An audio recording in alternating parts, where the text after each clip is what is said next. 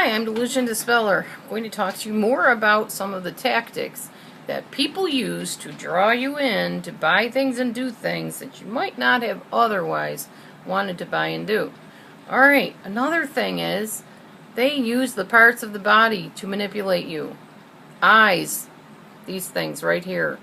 Glaring at somebody, looking into the camera or looking at the audience without blinking. It's kind of unsettling, isn't it? It's intimidating. It makes you feel uneasy.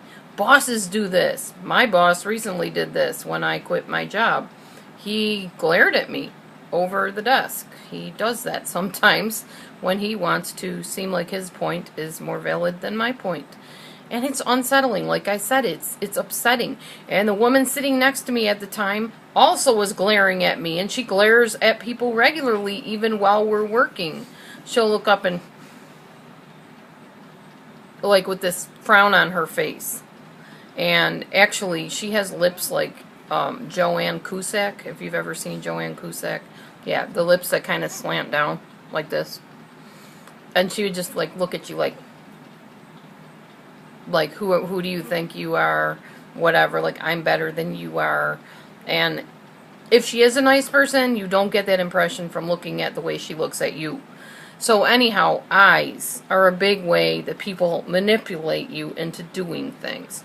They can use them to be friendly and, oh, it's so nice that you came to see me. I have something I gotta tell you about. You know, you got like smiling eyes, like these little squinty happy eyes. And then there's angry eyes, like, I can't believe that you've been using that product all these years when you could have been using this superior product over here. What's the matter with you? You know, and you feel like I said, very intimidated, very put upon, like you're just this small, basically. So eyes, yeah. The amount of times somebody blinks while they're talking can also hold your attention. Because if you notice somebody blinking really fast like that, it catches your eye. Because you're looking going, why are they like doing that? Because it's not a normal thing. People use anything they can to manipulate you into doing things or buy things. Some people do. Alright, another thing is the mouth. They either do the frown thing that I told you about, because they're displeased, or they do the wide-toothed grin, this big smile. You know, I can't even do it because my mouth is not like narcissistic people's mouths, where it goes all the way across your face, kind of. And they have these big, toothy grins with gums showing, because they're just very manipulative, like the Cheshire Cat type grin. That's another thing. A lot of narcissistic people are in sales. Surprise, surprise. Manipulation, control. Why would a narcissist be in sales? I can't figure that out, can you? Think about it.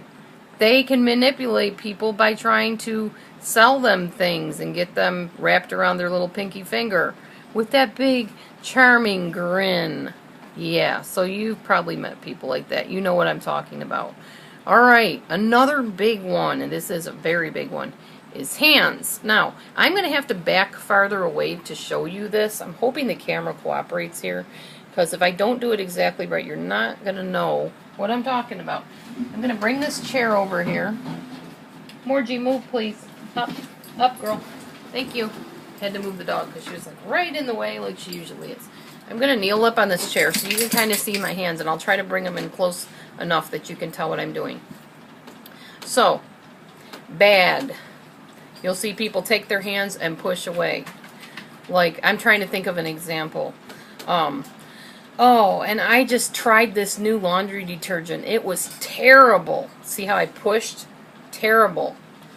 And they use this quite regularly. Like, you don't want to fall away from God. That would be awful to not have God in your life. So that's another idea another tactic that they use. And then the open gesture. Anytime you go to a job interview, the most important thing to do is keep your hands open. You want people to feel like, come here, I'm open to you. Can you see my hands? Hopefully. Yeah, open gesture hands. Somebody that's preaching. I'm trying to think. And we just want you to feel welcome here in our church. You know, we have a beautiful congregation.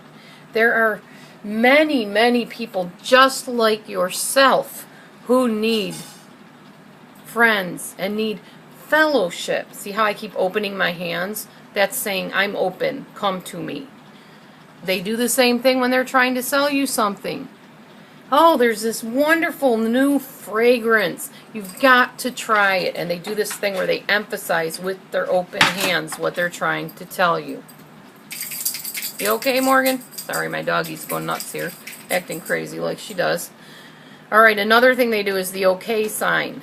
Now, they don't just do it to say, okay, awesome, great job. No, it's to emphasize words. Like, and then I went over to him and I said, you just absolutely gotta see this. See how I'm going bam, bam. It's like putting a exclamation point on what you're saying. It's pointing to what you're saying. There's other reasons for the okay sign, but we won't get into that. That's all sinister, you know, behind the sign of what it means and the symbolism. But I don't think that's always why people use the okay sign.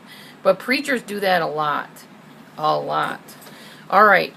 Hands with palms up. In, like, how do I explain this? Palms out, I should say.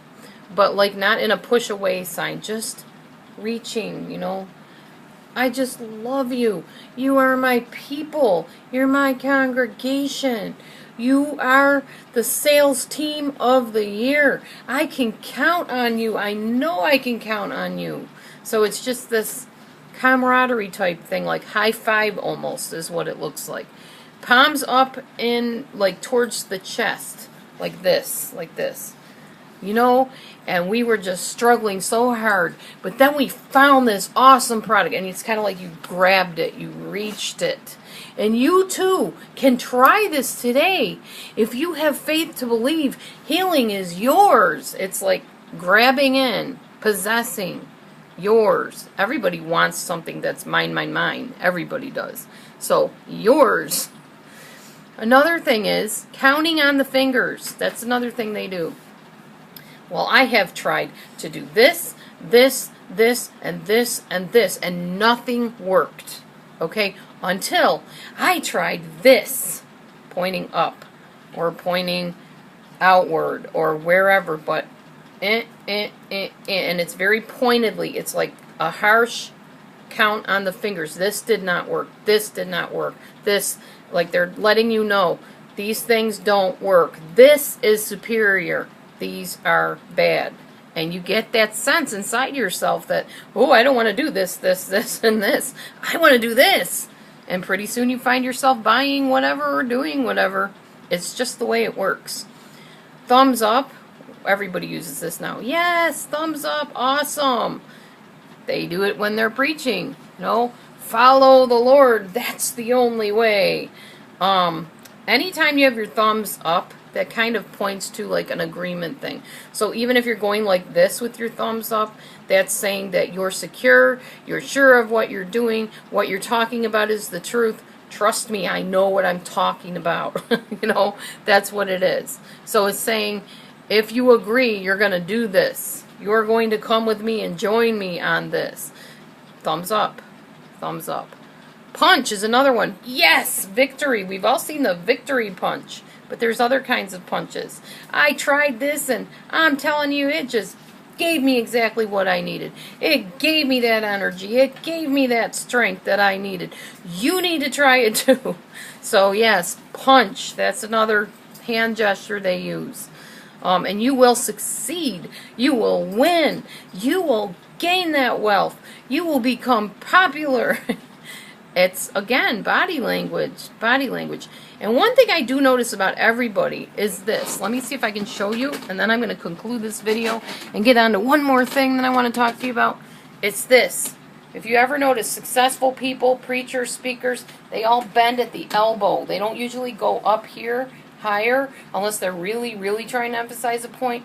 But if they're just trying to manipulate you into paying attention, they do everything from the chest area. Their elbows bend, and that's pretty much it. They just sort of go like this with their hands, emphasize, do their okay signs, do their counting, but it's all like right here because it draws you in to that center of attention. So That's another thing to look for. You know what? I'm just going to continue on because we'll just finish up on this video because I don't have a whole lot more to tell you. All right. So, with legs, this is going to be kind of hard to tell you, but pretend these are my legs. A lot of them do this autistic rock thing where they're talking, they're preaching, they're telling you stuff, and they're going back and forth and back and forth. Some of them will even slowly walk behind a pulpit or behind a podium, but it's very slow and it's very methodical, and it's while they're moving their hands around and talking with their hands. A lot of them move at a very quick pace. They'll pace, you know, back and forth as they're talking. Some of them even come down into the audience to get right up in your face, so you are paying total attention. I've seen pastors do that. They get right up in the congregation, come right down off that stage so they are among you, which is a really good idea, by the way, because I'm pretty sure saviors, whoever you believe in, walked among the people. You know, that was the idea. They were touchable, and that's the idea that they're trying to give you. But motivational speakers do it too. They'll bring the product right up to your face and make sure you know and have your attention on that product. Another thing is they stand with their legs apart like this, not moving, just standing there like that. That implies authority or confidence. Sometimes they'll put their hands on their hips, but not usually, because that's kind of seen as a offensive attack pose. But it's kind of like a superhero pose where they stand with their legs apart and just really like take up a lot of space to say that I am dominant. What I'm talking about is what matters. Pay attention up here. But really, that listen thing I told you about on the first video, that is the one they use the most that I've noticed these days, especially in mega churches. So next time you're watching a pastor, preacher, a minister, a motivational speaker, or even a politician, you're going to start noticing some things about body language. And you're going to find out why you've been so drawn to buy that latest product or to believe that latest propaganda or whatever it is. I just thought I'd make a little different, fun video that talks a little bit about some tactics I used to use as a salesperson, and they really do work. But now they won't work on you unless you want them to. Have a great day. Thanks for watching. Hope you enjoyed it. Give me some more ideas of what you'd like to see. Have a wonderful one, and we'll talk to you soon. Write me at DelusionDispeller@gmail.com, and I will talk to you again soon. Bye.